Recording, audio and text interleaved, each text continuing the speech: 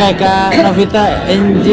Ini mungkin sekarang lebih lagi menikmati proses pekerjaan jadi podcaster. Mungkin itu alasannya kenapa sih waktu itu? Awalnya sih mungkin kan karena saya juga penyiar radio kan, mengerjakan berprofesi sebagai penyiar radio dari tahun 97. Ya podcast itu kan masih ke audio, dan dari dulu memang selalu tertarik banget dengan dunia audio ini, karena kayak buat aku sih menantang banget dalam artian gini, orang bisa membuat orang mendengarkan kita tanpa melihat wajah kita di awal kan, itu tuh kayak satu tantangan yang menyenangkan gitu loh kalau kita bisa berhasil menaklukkannya, dan ternyata puji Tuhan alhamdulillahnya berhasil. Jadi kalau ditanya kenapa Banting Setir, sebenarnya masih kayak turunannya loh. Oh, iya. Saya kan kayak dari presenter, penyiar radio, lalu podcaster, itu kayak masih sesuai dengan apa yang jadi minat aku juga sih. Tapi mungkin ada kepuasan apa gitu kan sampai akhirnya beralih ke podcaster itu? Jujur setiap ada orang nyamperin aku dan bilang kalau dari dulu tuh saya dengerin Mbak siaran atau saya adalah penggemar podcastnya Mbak, saya dengerin podcastnya Mbak, itu tuh kayak satu hal yang buat aku tuh sangat berarti. Bukan maksudnya kayak dulu aku nonton Mbak di sinetron, dulu aku nonton Mbak di poin acara, mereka melihat aku visualnya gitu kan. Tapi kan kalau di saat kita mengerjakan podcast gitu ya, mereka mendengarkan aku, jadi benar-benar fokus, tidak terdistract sama visual awalnya. Jadi sangat berarti, sangat kayaknya kena banget gitu setiap ada orang yang Mbak, aku dengerin podcastnya Mbak loh, aduh podcastnya Mbak tuh eye opener, seneng banget ya. Itu kayak yang aduh seneng, makasih banyak ya gitu loh, terharu banget loh aku tuh jujur. Mbak, tapi mungkin bedanya dari segi materi apa yang disampaikan itu mungkin lebih luas jadi podcaster kan dibandingkan menjadi penyiar, atau mungkin lebih luas dan lebih berat. Karena balik lagi di awal, sekarang saya enak udah video ya, terbantu banget.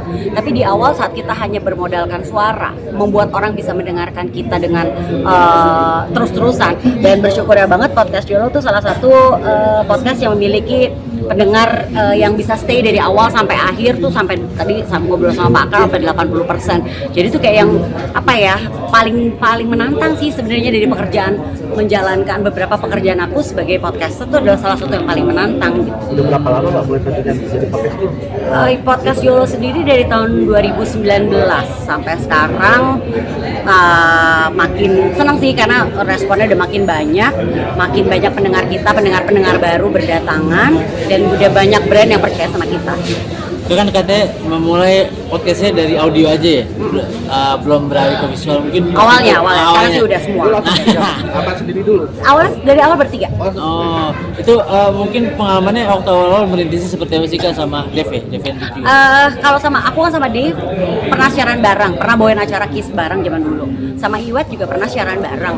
Jadi kita bertiga juga main bareng. Jadi saat itu kepikir untuk kayak kita bikin podcast yuk gitu loh. Karena emang kayaknya waktu itu kepengen banget kita siaran bareng bertiga. Nggak kesampean waktu siaran bareng bertiga. Kita bikin podcast. Konsepnya apa tuh Mbak? Obrolan sehari-hari aja sebenarnya tentang pekerjaan mungkin satu ya, awalnya sih kita dari cerita-cerita kayak kita siaran radio, tapi lama-lama tuh yang kita dapat itu dari pendengar-pendengar kita adalah mereka tuh kayak mendapat kayak istilahnya tuh kayak satu cerita kehidupan. Jadi misalnya cerita tentang luka batin, cerita tentang mental health, ceritanya macam-macam tentang keuangan, tentang passion. Jadi banyak banget sih yang kita obrolin di podcast kita itu. Tapi kalau dulu kan dari radio, terus sekarang ke podcast hampir sama. Tapi ada nggak sih perbedaan signifikan antara siaran radio sama podcast? Kalau podcast tuh bener-bener 30 menit, misalnya kayak durasi podcast Yolo itu kan 30 menit, nggak berhenti. Kalau siaran kan kita ada 10 menit, malah kita nggak boleh ngomong kebanyakan dulu sebenarnya. Kalau sekarang tuh kita puas banget bisa ngomong gitu. Jadi lebih enak mungkin siaran radio atau podcast? Beda. Ada sebenarnya nggak beda jauh, cuman memang kalau kayak siaran podcast tuh lebih banyak yang kita bisa sampai dengan fokus satu topik, kita bisa bahas minimal 30 menit dan kita bisa bahas mendalam. Kita benar-benar nggak ada batasannya, kita bisa mengeluarkan apa yang menjadi sesuai dengan pandangan kita. Jadi ya podcast ya kali ya. Tapi lebih enak waktu pas masih audio aja atau mungkin sekarang udah beralih ke visual itu? Kalau aku pribadi aku jadi mesti dandan sejak ada visual. Kalau basically sebenarnya sih ya udahlah ya gitu. Cuman ya kayak ini ya bentuk baru dari ini kan ada perkembangannya kan. Tapi ya kalau aku lebih terbebani karena mesti dandan aja. Tapi nggak sih sebenarnya basically sama. Tadi Mbak bilang podcast perempuan lah kita bahas lah. Nah. Perempuan Iya. gitu. Ya, melihat podcast perempuan juga. Nah ini aku juga baru tahu tadi pas ngobrol sama teman-teman dari podcast Ancur sama Pak Kal dari Spotify, ternyata gak terlalu banyak podcaster perempuan. Aku wah masa sih gitu loh. Jadi memang jadi tertarik aja untuk tahu bahwa untuk nantinya kayak berharap lebih banyak perempuan yang muncul sebagai podcaster karena sebenarnya banyak banget yang bisa kita bahas dan podcast itu lebih luas gitu loh. Misalnya kayak kita sukanya ngebahas soal politik itu bisa, parenting bisa juga, relationship dalam rumah tangga, relationship dalam keluarga itu bisa banget sebenarnya. Kalau di podcastnya aku bertiga sama Dave sama Iwet kan kita memang bahas segala macam tuh, relationship, parenting, politik bahkan kita bahas ekonomi, jadi segala macam sih sebenarnya bisa banget kalau emang ada podcaster perempuan. Happy banget bener juga gitu kalau ih seru ya gitu loh ada podcaster perempuan lagi, karena kan pasti rata-rata orang berpikir bahwa podcaster pasti rata-rata stand up comedian gitu kan ya, cowok-cowok gitu, anak-anak tongkrongan gitu. Pak sebenarnya perempuan juga bisa loh gitu, make something. Mungkin diharap mau dipangkaskan. Yes, kalau aku jadi punya satu tuh, kalau podcasternya yang podcastnya dari perempuan kayak akan punya nilai lebih dari aku.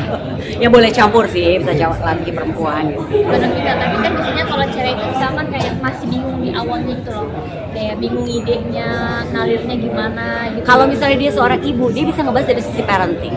Kalau dia punya suami, dia bisa dari sisi relationship. Sebenarnya yang harus dibahas itu adalah supaya akan lebih orang tuh lebih relate dan kena kalau itu berkaitan dengan sehari-harinya kita. Jangan ngebahas, karena kalau aku lagi berekaman podcast, kita tuh jarang sekali mau ngebahas sesuatu yang nggak relate sama kita nggak ngalamin, atau salah satu dari kita nggak ngalamin tuh nggak mau tuh, harus yang relate banget lah, karena akan bener-bener bisa